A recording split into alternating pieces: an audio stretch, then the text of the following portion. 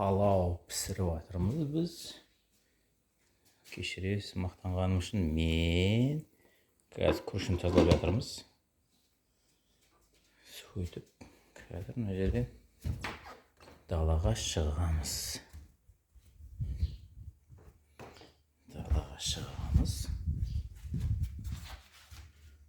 Далада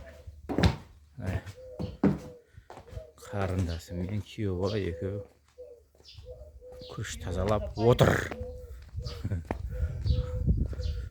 Мынау тракторлары бұлардың өздерінің собственный фермерлар бұл. Мынау жері, мына жерде мәш дейді. Машаба маш келтірер, шықман аштан өлтірер деген. Сол мәш егіп қойыпты мына жерге. Бұл жерде енді фермерлар ғой бұлар. Ана жақта тағы бір жері бар. Ары қарай жүрсек мына жерде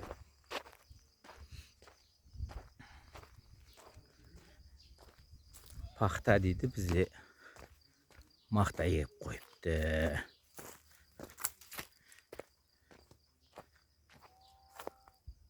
Міне мақта егіп қойған жері. Ана жақта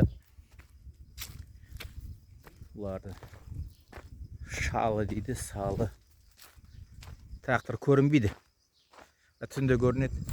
Ана жақта тағы 20-30 гектар жері бар екен. Сол жерде шалыны жыртып жатыр жерін отырғызуға. Сондай, короче, фермерлардың өмірі.